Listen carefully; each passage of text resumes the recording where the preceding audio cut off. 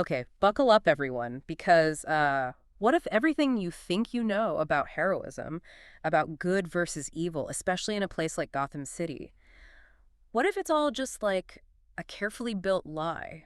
Hmm. What if the savior, the guy we all look up to, is actually maybe part of the problem and the villain?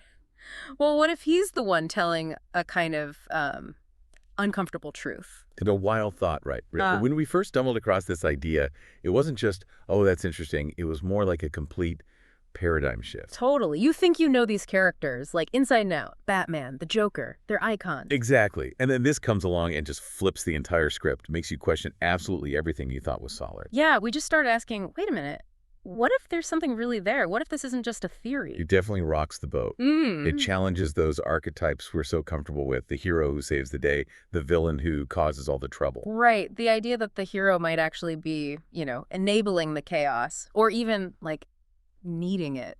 That's a lot to chew on. It forces you to look critically at the stories we tell ourselves, the ones we've grown up with and just accepted. Absolutely. So, welcome back everyone to the deep dive. Great to be back. This is episode 18, and today, we are diving deep into a really provocative theory. It's called Gotham's Children, the inseparable duality of Batman and the Joker. And this whole analysis, this think piece, comes from Daniel Bates, writing under his creative name, A Daniel's Vision. Exactly. And for our regular listeners, Deep Dive Nation, you'll know a Daniel's Vision isn't a new name around here. Not at all. We've explored Daniel Bates's work before, and it consistently pushes boundaries. It always makes you deconstruct things you thought you understood. Definitely. If you're new, or maybe this deep dive really sparked something for you, we seriously recommend checking out our past episodes featuring his work. It gives you a real sense of his true vision, you could say. Yeah, there's a definite thread running through his analyses. For sure. Back in episode 6, that was his first appearance here, with that incredibly raw personal piece, Twice Saved My Life. Just a powerful confessional. Really set the tone for his kind of thinking. Then episode 9, we got into The Boy Who Stole Time. That was his Peter Pan reimagining. Super fascinating theory there. Challenging another classic narrative. In episode 12, we went deep, trying to sort of piece together Daniel Bates's different identities. You know, Dante East, DLB, D-Lyn Bates. That was its own kind of rabbit hole. Right. Trying to understand the creator behind the ideas. And then episodes 13 and 14, we looked at his takes on Scar from The Lion King and the Teenage Mutant Ninja Turtles. Again, totally fresh perspectives through that Daniel's Vision lens. Always finding new angles on established characters. So this piece we're tackling today, Gotham's Children, it feels like. Well, it's the last known or visible think piece from him that we've found. And honestly, it feels like a kind of culmination. Like it ties a lot of those previous threads together, pushing his core ideas even further. It really does feel like a natural progression, doesn't it? Yeah. Given how he consistently challenges these foundational hero myths, these established truths, it's almost like he was building towards this specific, really challenging statement about Batman and Joker. Yeah, asking that uncomfortable question, what if the real problem isn't just the obvious villainy, the guy in the clown makeup? What if it's something like way more insidious, something woven into the hero narrative itself? Exactly, the very structure we rely on. Okay, so let's start unpacking this, because the theory really kicks off by zeroing in on Batman. Right. The core argument from a Daniel's Vision is that Batman, the Caped Crusader, Gotham's supposed savior, he isn't actually fixing anything. Not really. Huh. He's enabling the sickness. He's part of this cycle of chaos that just keeps going and going. And what's so compelling there is the idea that Batman's own identity, his whole reason for being, is so deeply tangled up with Gotham's wound, the trauma that created him, that he actually maybe subconsciously resists any real change for the city. Resist transformation. Yeah. He becomes this sort of tragic anti-hero. Bates even calls him potentially a tyrant in some ways. Wow, a tyrant. That's strong. It is. The theory frames him as almost addicted to Gotham's pain, like he's constantly fighting his own trauma, but projecting it outwards onto criminals instead of healing himself. So he needs the chaos to continue. In a way, yes. He becomes codependent on it. Without the crime, who is he? Just Bruce Wayne. Just Bruce Wayne. Right. A very wealthy, very lonely man rattling around in a mansion or a cave. And think about the resources he has. I mean, Bruce Wayne isn't just rich, he's astronomically wealthy. Billions. Plus, political clout, influence. He could fundamentally reshape the city. Totally. He could tackle the systemic problems head on, but what does he do? According to this theory, instead of investing in, like, real lasting change for everyone, he pours that fortune into what? Weaponized cars? Private spying networks? A personal militarized war on street crime? Yeah, it's all reactive, isn't it? Gadgets and force. You're talking about money that could rebuild the city's crumbling roads, its bridges, its awful transit system. Fund top-tier schools for every kid, not just the rich ones. Build mental health clinics that actually help people before they reach a breaking point. Right. Or use his influence to force actual reform in the corrupt police department or the courts. But he doesn't. He chooses the bat signal. He chooses the gadgets and the punching. And that choice, that's the crux of it. Why? If the goal is really to fix Gotham, why not invest in things we know deter crime long-term? Good education, mental health care, economic opportunity. The analysis uses this really stark phrase, privatize violence masquerading as virtue. Ooh, that hits hard. It does, because it highlights how he's constantly going after the symptoms. The street-level criminals who are often, let's face it, poor, desperate, or struggling with mental illness. The products of the broken system. Exactly. He fights the products, not the system itself. He doesn't tackle the root causes, the poverty, the inequality, the lack of support that create those criminals in the first place. It's true. Imagine just a fraction of the Wayne Enterprises budget going into, say, truly accessible mental health care across the city. It could prevent countless tragedies, prevent future jokers, potentially. Or funding job programs, rebuilding communities block by block. Real investment. Instead, it goes into more advanced body armor, a faster Batmobile. It maintains the status quo of conflict. So he preserves the broken system instead of challenging it. That's the argument. He doesn't fight the corporate corruption, the political rot, the economic injustice that really strangle Gotham. His war is on the streets against the results of those deeper problems. It does feel weirdly familiar, doesn't it? Like you see parallels in the real world. Absolutely. It mirrors that critique of certain kinds of billionaire philanthropy where, huge donations are made looking very generous. Right. But they don't actually challenge the fundamental structures that create the inequality in the first place. Sometimes they even reinforce them.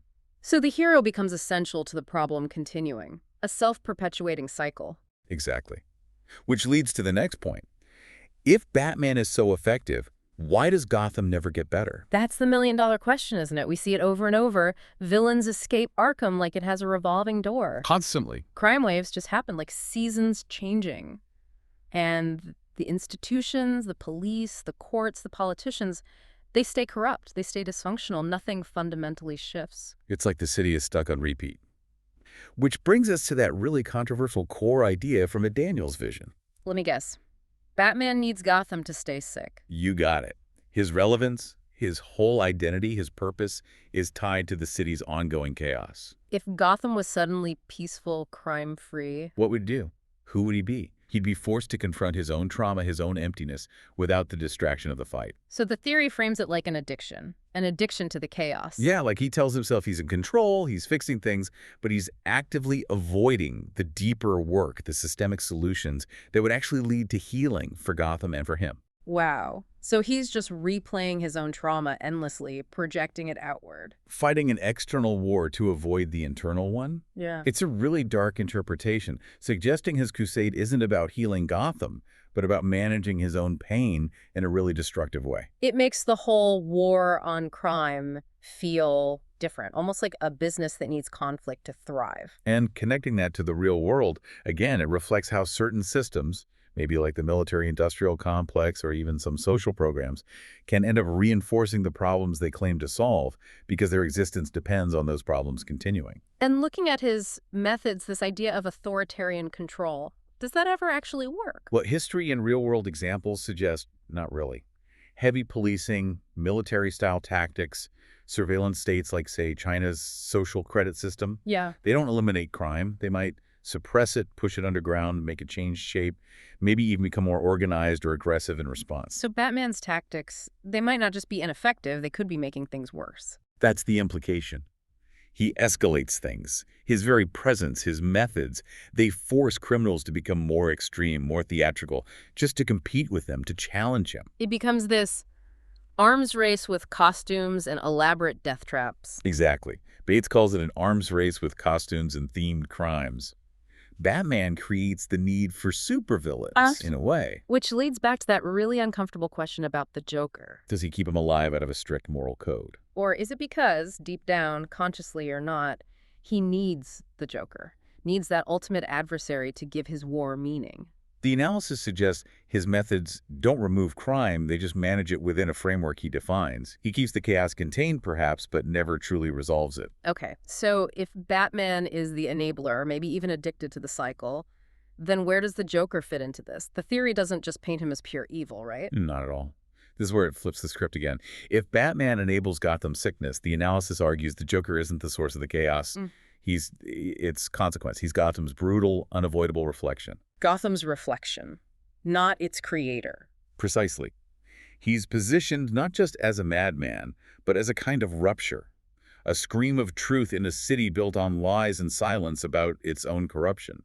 Daniel's vision calls him an agent of revelation. An agent of revelation holding up a mirror. Exactly. He's not just random chaos. He's showing Gotham its own ugly face. So that whole one bad day philosophy from The Killing Joke. It's interpreted here less as the Joker's excuse for madness and more as a diagnosis of what Gotham does to people. The city itself pushes people over the edge. Like Arthur Fleck in the Joker movie. Perfect example. He's shown being systematically broken down by indifference, by bureaucracy, by neglect, by cruelty before he becomes the Joker. Gotham created him. So the Joker isn't some outside force invading a peaceful city. No, he's the city's own sickness given a voice, a grin, a purpose. He's a direct product of its failures. There's a key quote in the piece. The Joker doesn't create chaos. He reveals that Gotham was already chaotic. He just pulls back the curtain. Exactly. Yeah. He exposes the rot that was always there, hidden beneath a thin veneer of order. He shows that the game was rigged from the start. It's easier to blame the clown than fix the city. Absolutely. And this idea connects to literary archetypes, like the trickster or the holy fool, figures who disrupt the status quo and speak uncomfortable truths, often through chaos or madness. He's Gotham's mirror, not its disease. And his actions, his experiments, like the fairies in the Dark Knight or corrupting Harvey Dent. They're reframed not just as crimes, but as philosophical statements. He's saying, look how fragile your morality is. See how easily your systems break. You're heroes. They're frauds, just like everything else here. He forces Gotham to confront its own hypocrisy. Right. He reveals that people prefer the illusion of justice, the performance, over the difficult work of real change. He exposes the lie that there was ever a fair system to begin with. And philosophically, you mentioned Camus and Nietzsche. Yeah, there are echoes of absurdism. The idea that searching for meaning in a meaningless universe or a corrupt city like Gotham is futile. And nihilism, the rejection of inherent values and morals, the Joker seems to operate from that space. Life in Gotham is pointless. Its rules are arbitrary. So why follow them? He sees himself as liberated from those constraints, maybe like a twisted version of Nietzsche's Übermensch, someone who transcends conventional morality to create their own meaning. And he wants to liberate everyone else by shattering their illusions. Through violence and chaos, yes. His crimes become these perverse thought experiments, pushing the city's buttons, testing its moral fiber, showing how easily it snaps. He's a dark philosopher with a crowbar and a punchline. Which again brings us back to mental health. A huge theme. The Joker, especially in interpretations like Arthur Fleck's, often represents mental illness that society ignores, pathologizes, or outright rejects. And we know from real-world data that proper mental health support reduces crime. Immensely. Yet Gotham, in the stories, consistently cuts funding for places like Arkham, neglects community resources.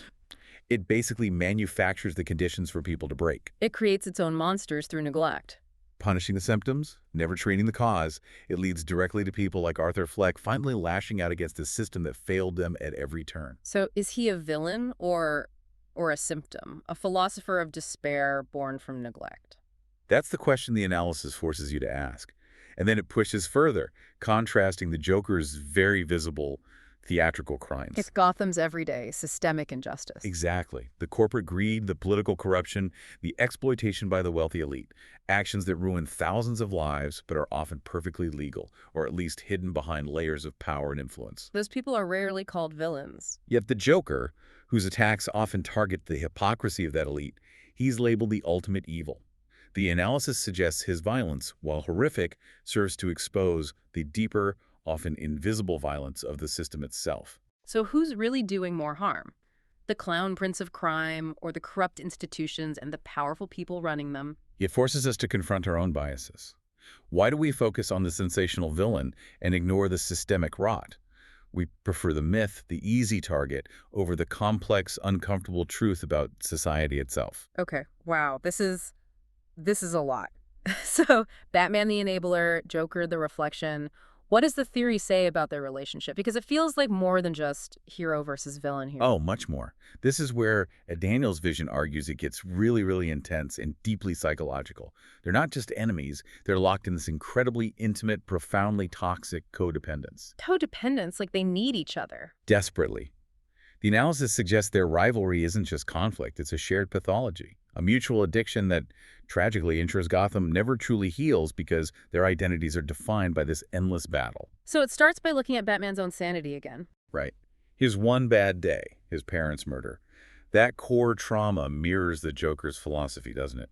The theory posits Batman suffers from complex PTSD. Complex PTSD from that ongoing trauma. Exactly. Prolonged, repeated trauma impacts self-perception, emotional regulation, relationships. Bates argues the entire Batman persona is a coping mechanism, a violent costume dissociation, a shadow self to deal with unbearable, unresolved grief. So he never healed, he just put on a suit. And projected his pain outwards. Fighting external villains becomes a way to avoid confronting his own broken psyche. And the no-kill rule, the theory suggests that's not just morality. It argues it might be pathology, a subconscious need to keep the game going. If he kills the Joker or his other main villains, what happens then? His war ends, his purpose diminished. Well, disappears entirely. Yeah. So is the rule truly mercy? Or is it a way to ensure his nemesis always comes back, guaranteeing Batman's continued relevance and avoiding that terrifying emptiness? That is deeply unsettling. The idea that he might need the Joker, even unconsciously, just to function, just to be Batman. It forces you to ask, does he spare the Joker out of belief in justice, or out of a pathological need for his own identity? The analysis leans towards the latter, suggesting it's a form of delusion, even selfishness. He knows Joker will escape and kill again. He knows the cost of letting him live? Intimately. Yet he refuses that final step, because without the Joker, who is he fighting? What gives his life meaning? Okay, wow. And the Joker's side of this codependence. Equally profound, according to the theory, the Joker doesn't see the corrupt politicians or mob bosses as his equals.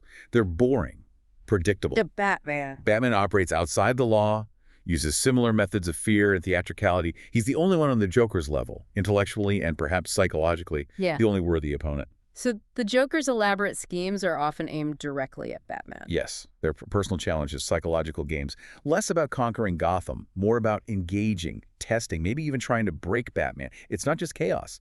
It's a deeply twisted form of interaction with the only person he sees as his equal. It's like that lover's dance idea from The Dark Knight Returns. That intense, almost intimate connection. Exactly. It describes this destructive, symbiotic relationship.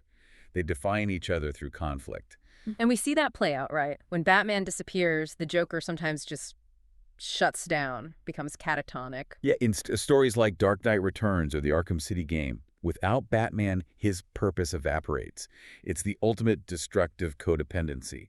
They complete each other, but in the most tragic, harmful way possible. So it's not just a fight, it's this narrative, Luke, a ritual. A ritual of unresolved trauma playing out endlessly.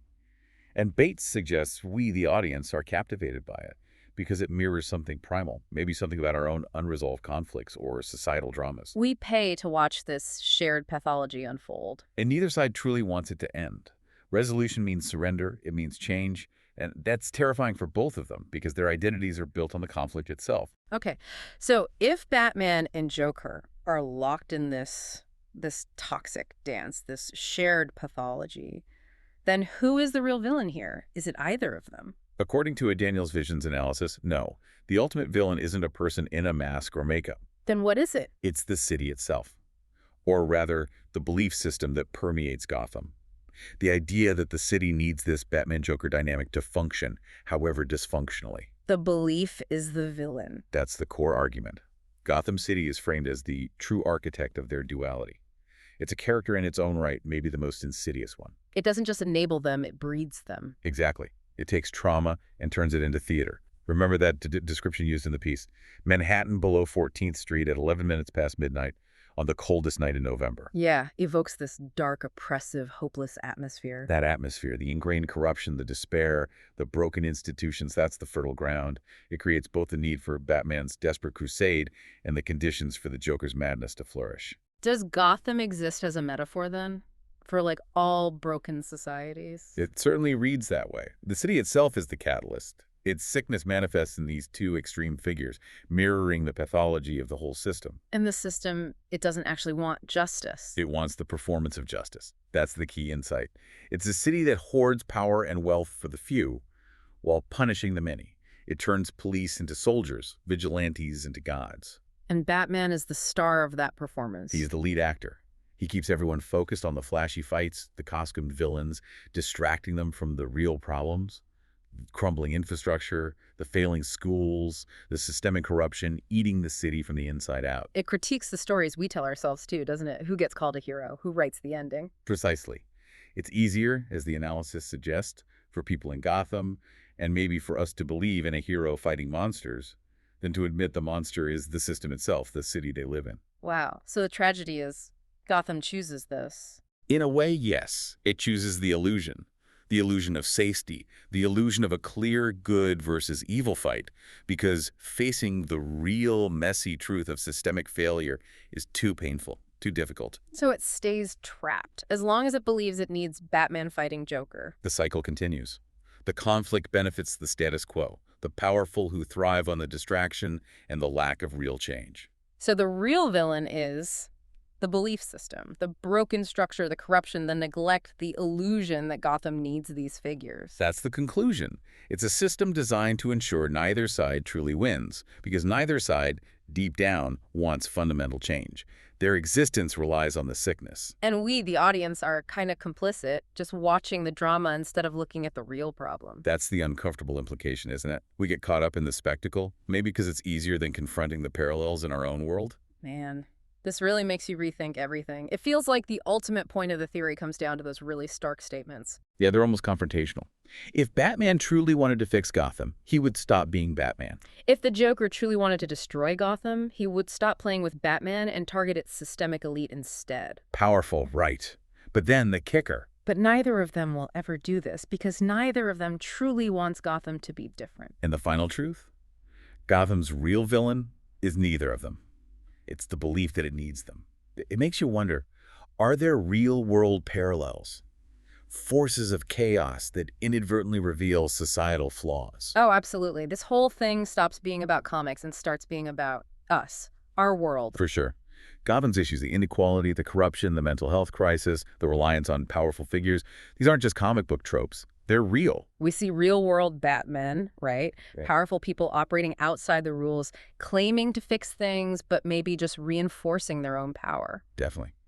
And real-world Jokers, too. Disruptive forces or individuals who point out hypocrisy, expose systemic flaws, make everyone deeply uncomfortable even if their methods are chaotic or questionable. And that audience complicity thing, that feels painfully real, too. It is easier to cheer for a savior or blame a villain than to look at root causes. We love the spectacle. We cheer the flashy intervention, ignore the slow, hard work of fixing systemic issues. We condemn the disruptor who makes us uncomfortable, and we praise the wealthy fixing problems they might have helped create. Calling private power policing the poor protection. Yeah. So the analysis leaves us with that big question. What happens when those figures, the ones who let us ignore the real problems, are gone? What truths come out then? So the path forward, according to this critique, isn't about finding a better Batman or finally stopping the Joker. No. It's about shifting focus entirely, away from the spectacle towards the root causes. Investing in real solutions. Education, healthcare, communities, economic justice, holding power accountable. The unglamorous, long-term work. The critique implies the responsibility isn't on some masked figure, it's on the citizens. Don't wait for heroes or villains. It's on us, the people. We shouldn't be passive spectators. We need to demand better, question the narratives we're fed, and actually work for that systemic change. So ultimately, this whole deep dive, this theory from a Daniel's vision, it's asking you, the listener? Yeah, are you just watching the show? Accepting the illusion because it's easier? Or are you trying to be part of the solution, questioning things, pushing for real change, even when it's uncomfortable? It's a challenge, really, a call to self-reflection. Definitely. So maybe as you go about your day after listening to this, let these ideas kind of simmer. Look around at your own world, your own Gotham. Where do you see that performance of justice? Who's really benefiting from the conflict, from the way things are? And what could actually happen if we collectively stopped waiting for a hero, stopped just blaming the villain, and started building something real, something truly just? Yeah, there might be more here than just a comic book story. A lot more. It definitely leaves you thinking, doesn't it? Reshapes how you see those iconic characters, and maybe a bit of the world, too. Thanks so much for joining us on this pretty intense deep dive into Gotham's maybe biggest and saddest truth. Keep questioning everything. Challenging the narrative, and keep pushing for something better. This deep dive was brought to you by NeonKore Media.